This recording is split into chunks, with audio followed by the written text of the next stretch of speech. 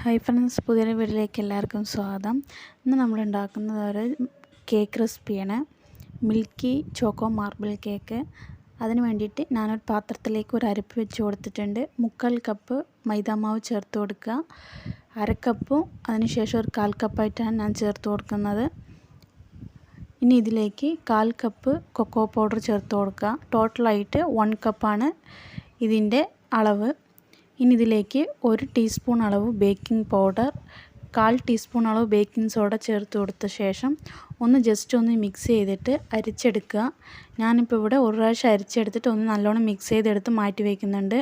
നിങ്ങൾക്ക് 3 പ്രാവശ്യം വേണമെന്നുണ്ടെങ്കിൽ അരിച്ചെടുക്കാം, അപ്പോൾ നല്ല സോഫ്റ്റായിട്ട് കിട്ടും. അതിന് വേണ്ടിയിട്ടാണ്. ഇപ്പം ഞാൻ മിക്സ് ചെയ്ത ശേഷം ഞാനത് മാറ്റി വയ്ക്കുന്നുണ്ട്. ഇനി ഒരു പാത്രത്തിലേക്ക് റൂം ടെമ്പറേച്ചറിലുള്ള 4 മുട്ട ഞാൻ പൊട്ടിച്ച് വെച്ചിട്ടുണ്ട്. അതിലേക്ക് 1 ടീസ്പൂൺ അളവ് വാനില എസൻസ് ചേർത്ത് കൊടുക്കുക. ചേർത്ത് കൊടുത്ത ശേഷം ബീറ്റർ കൊണ്ട് നല്ലോണം ഒന്ന് ബീറ്റ് ചെയ്തെടുക്കുക.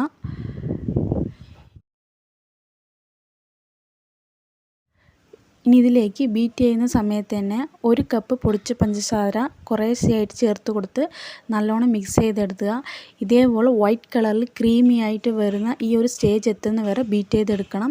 അതിനുശേഷം 2 ടേബിൾ സ്പൂൺ അളവ് സൺഫ്ലവർ ഓയിൽ ഞാൻ ചേർത്ത് കൊടുത്തിട്ടുണ്ട്.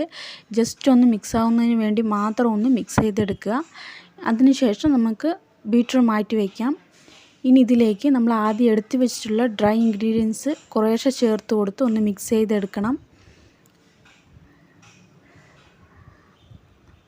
ഇപ്പോൾ ഞാൻ കുറച്ച് ഡ്രൈ ഇൻഗ്രീഡിയൻസ് ഞാൻ ചേർത്ത് കൊടുക്കുന്നുണ്ട്. ഒന്ന് മിക്സ് ചെയ്തെടുക്കുക. മിക്സായി വരുമ്പോൾ ഇതിലേക്ക് 1/4 കപ്പ് റൂം ടെമ്പറേച്ചറിലുള്ള പാൽ ചേർത്ത് കൊടുക്കുക. ഈ ഡ്രൈ ഇൻഗ്രീഡിയൻസും പാലും കൂടി ഒരേ അളവിൽ മിക്സ് ചെയ്തെടുക്കണം. ഇപ്പം ഞാൻ രണ്ടും ചേർത്ത് നല്ലോണം മിക്സ് ചെയ്തെടുത്ത് വെച്ചിട്ടുണ്ട്. ഇനി ഞാൻ 8 ഇഞ്ചിൻ്റെ ഒരു പാനിലേക്ക് ഈ ബാറ്റർ ഒഴിച്ചു കൊടുക്കുന്നുണ്ട്. ഞാനതിൽ ബട്ടർ പേപ്പർ ഇട്ട് വെച്ചിട്ടുണ്ട്. അതിലേക്ക് ഇത് ഒഴിച്ചു കൊടുക്കുക. ഒഴിച്ചു കൊടുത്ത ശേഷം ഒന്ന് ടാപ്പ് ചെയ്തിട്ട് നമ്മൾ അടുപ്പിൽ പിന്നെ പ്രീ ഹീറ്റ് ചെയ്ത് വെച്ചിട്ടുള്ള പാത്രത്തിലേക്ക് ഞാനിത് ഇറക്കി കൊടുക്കുന്നുണ്ട്. ഒരു 10 മിനിറ്റ് പ്രീ ഹീറ്റ് ചെയ്ത് വെച്ചിട്ടുണ്ട് അടുപ്പിൽ പാത്രം. അത് ചൂടായ ശേഷം അതിലേക്ക് വെച്ച് കൊടുക്കുക. ഇത് 30 നിന്ന് 35 മിനിറ്റ് ബേക്ക് ചെയ്തെടുക്കണം. ഇനി ഞാനൊരു പാത്രത്തിലേക്ക് 1/2 കപ്പ് പാലും 1/4 കപ്പ് വെള്ളവും ചേർത്ത് കൊടുക്കുക. അതിനുശേഷം 1/2 കപ്പ് അളവ് പഞ്ചസാര ചേർത്ത് കൊടുത്ത് ചൂടായി പഞ്ചസാര മെൽട്ടായി ചൂടായി വരുമ്പോൾ നമുക്ക് ഫ്ലെയിം ഓഫ് ചെയ്യാം. അതിനുശേഷം ഇത് ചൂടാറിയ ശേഷം ഷുഗർ സിറപ്പായിട്ട് ഇത് ഉപയോഗിക്കണം. ഇതിപ്പോൾ തിളച്ച് ചൂടാറിയിട്ടുണ്ട്. നമുക്കിത് മാറ്റി വയ്ക്കാം. ഇനി ഞാൻ ഒരു പാത്രത്തിലേക്ക് ഡാർക്ക് കോമ്പൗണ്ട് 1/2 കപ്പ് എടുത്തിട്ടുണ്ട്. അതിലേക്ക് 1/4 കപ്പ് വിപ്പിംഗ് ക്രീം ഒഴിച്ചു കൊടുക്കുന്നുണ്ട്. അതേപോലെ തന്നെ വേറൊരു പാത്രത്തിലേക്ക് മിൽക്ക് കോമ്പൗണ്ട് 1/2 കപ്പും അതേപോലെ തന്നെ 1/4 കപ്പ് വിപ്പിംഗ് ക്രീമും ചേർത്ത് കൊടുത്ത് ഇനി ഇത് രണ്ടും കുറച്ച് ചൂടുവെള്ളത്തിൽ ഇറക്കി വെച്ച് മെൽറ്റ് ചെയ്തെടുത്തിട്ടുണ്ട്.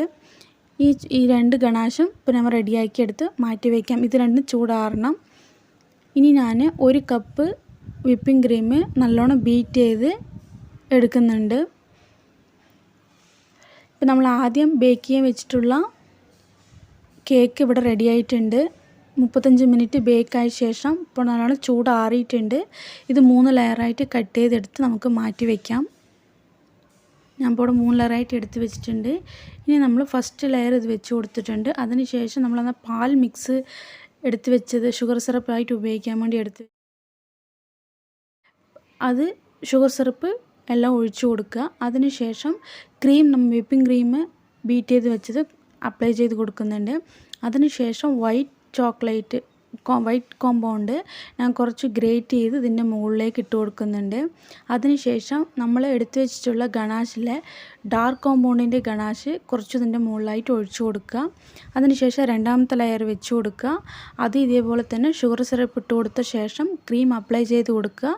അതിനുശേഷം വൈറ്റ് ചോക്ലേറ്റ് ഗ്രേറ്റ് ചെയ്ത് അതിൻ്റെ മുകളിലേക്ക് ഇട്ട് കൊടുത്തിട്ട് ഡാർക്ക് കോമ്പൗണ്ട് ഗണാഷ് അതിൻ്റെ മുകളിലേക്ക് ഇട്ട് കൊടുക്കുക. അത് ഒഴിച്ചു കൊടുത്ത ശേഷം മൂന്നാമത്തെ ലെയർ വെച്ച് കൊടുക്കാം. മൂന്നാമത്തെ ലെയർ വെച്ച് കൊടുത്ത ശേഷം അതിലേക്ക് ഷുഗർ സിറപ്പ് ഇട്ട് കൊടുക്കുക. ഇനി ഇതിൻ്റെ മുകൾ വശത്ത് ഞാൻ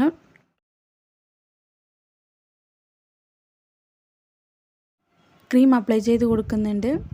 ഇപ്പോൾ ഞാൻ മുകൾ എല്ലാ ഭാഗത്തും ക്രീം അപ്ലൈ ചെയ്ത് കൊടുത്ത ശേഷം സൈഡ് വശത്തും ഞാൻ ഇതേപോലെ ക്രീം അപ്ലൈ ചെയ്ത് കൊടുക്കുന്നുണ്ട്.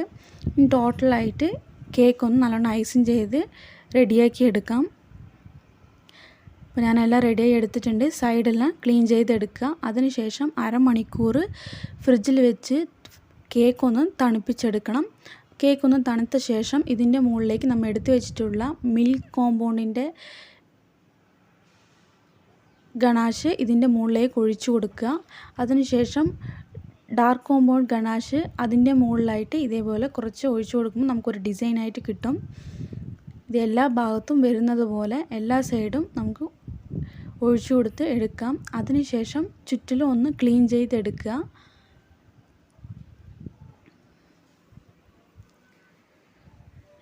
ഇപ്പോൾ ഞാൻ ചുറ്റിലും ഒന്ന് ക്ലീൻ ചെയ്തെടുത്തിട്ടുണ്ട്. അതിനുശേഷം സൈഡിൽ മിൽക്ക് കോമ്പൗണ്ട് ഞാൻ കുറച്ച് ചോക്ലേറ്റ് ഗ്രേറ്റ് ചെയ്തെടുത്തിട്ടുണ്ട്. അത് ഈ സൈഡിലെല്ലാം കുറച്ച് വെച്ച് കൊടുക്കുക.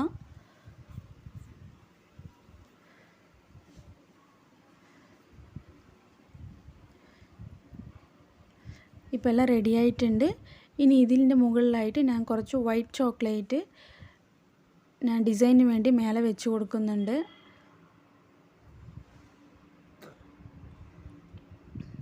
അതിനുശേഷം റെഡിമെയ്ഡായിട്ട് കിട്ടുന്ന ഇതേമാതിരി ഫ്ലവർ ഷോപ്പിലെല്ലാം കേക്ക് ഷോപ്പിൽ വാങ്ങാൻ കിട്ടും. ഞാൻ അത് കുറച്ച് ഇതിൻ്റെ മുകളിലായിട്ട് വെച്ച് കൊടുക്കുന്നുണ്ട്.